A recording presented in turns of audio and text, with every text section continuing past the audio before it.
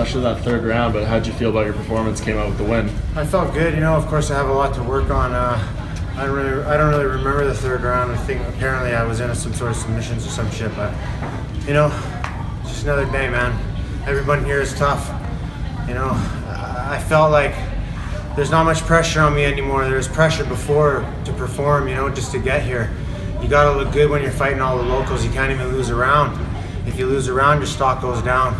Now I'm here, I'm fighting the guys who are the best in the world, so, pressure's kind of off, If you win, you win. If you lose, you lost to one of the guys who's the best in the world, so, it's just another day out here. You got out of some trouble, though. It looked like you hit a flurry of punches and then had you in a couple of different submission things, and you worked your way out of it. I mean, is that speak to the determination and grit you got? Well, yeah, of course. I'm young and hungry. That's why I'm here. He's been here before. He knows where he's at in the sport. You know what I mean? He's had a couple ups and downs, but for me, I'm hungry. That's why I got out of those submissions. You know what I mean? I'm hungry for the wins. I want to be here. I want to cement my spot here. So. Is it good that you face a little bit of adversity? Some fighters come in and they get overconfident because it's a bit of an easy ride for a while. Is it nice to sort of get that out of the way? You had a tough fight and you know what to expect. Yeah, of course. It's nice to kind of to show everybody that I'm here, man. I'm game. I've had 3 older brothers. They've beaten me down my whole life. I'm used to having to fight out of tough spots. So. Again, I don't really feel like any of the submissions were even close. I mean, it kind of looks like that on the outside, but I don't feel nothing. I'm not banged up. Apparently, he hit me with a good shot, but again, it's nothing, man. It's nothing. I've taken bigger shots all the time. So. Cole, how close were you to getting some finishes though? That you were working a Kimura in round 1, a choke in round 2, a choke in round 3. Did you feel at any point like I got him? Kimura wasn't really close. It was just more for defending, but. Man, that choke was close, man. I had him in that rear naked choke. He was gargling.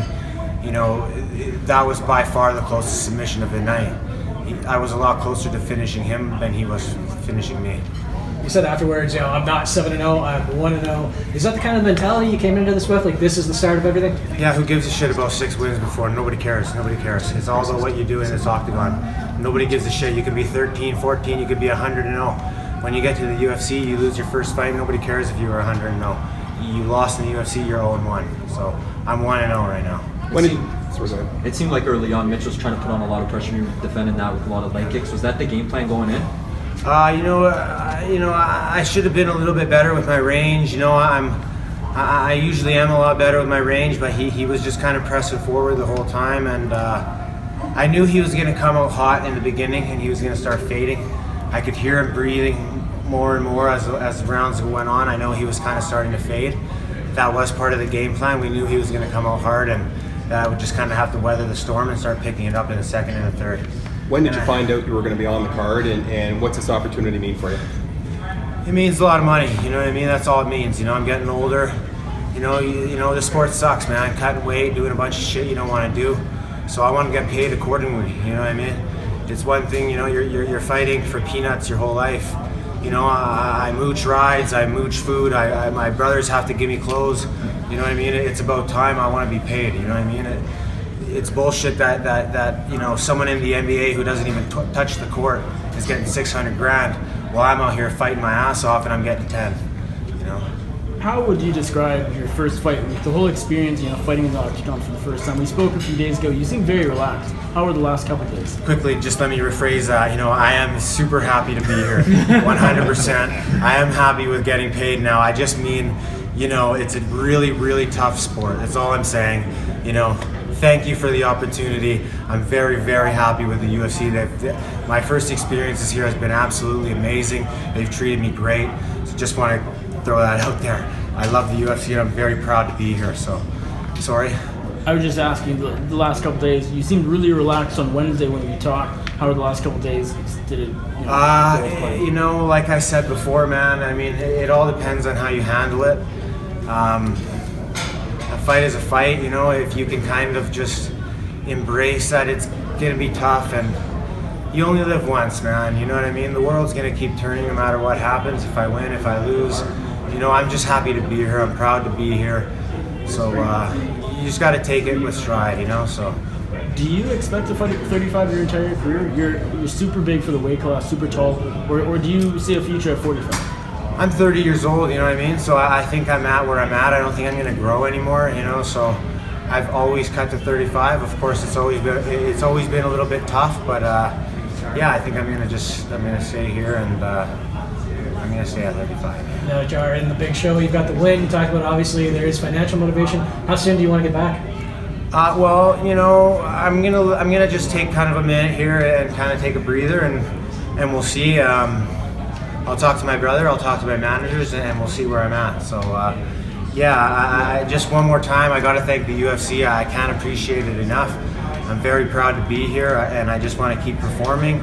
I want to, you know, keep kicking ass, and hopefully get some win bonuses sometimes, and see how it goes, man. So thank you guys all. I really do appreciate it. Cole, you had a lot of success fighting out west. Do you feel like you and other fighters from that region are a little bit overlooked? I do. You know, there are very, very good fighters in British Columbia, and they're coming up right now. You know what I mean? There's a lot of big names who are going to start proving that they should be here, and I'm not going to be surprised to see a couple of my teammates and a couple of the other guys that I know very well in the division.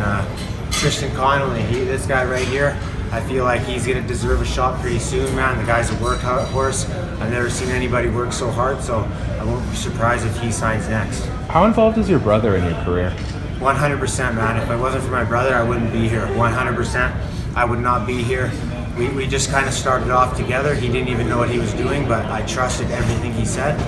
And I don't know why, but he sees things in the future, you know. What's his role? He's my manager, he's my brother, he's my coach, he's my mentor, he's my umbrella, you know. He kind of guides everything.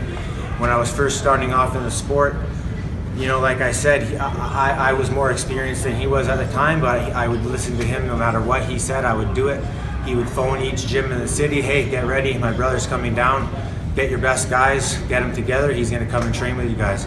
I'm from a little crappy town. I only had so many people I could train with, so he really took charge in gathering all the troops for me to train with, and I really can't thank my brother enough, man. I would not be here if it wasn't for him. You talked about all your brothers toughening you up when you were younger. What are your brothers' names, and what was your childhood like? I had a great childhood, man, to be honest. I had a fantastic childhood. My parents were great to me. I have one brother, Brady Smith, he's 2 years older than me. I have another brother, Cody, he's 10 years older than me. He kind of led the way with the sport. He started training first, and he kind of got everybody else interested. And then my boss, my captain, my oldest brother, Casey Smith, he's the leader of the group. So. Thank you, man. Okay, thank you guys, man. Thank you guys. Thank you guys.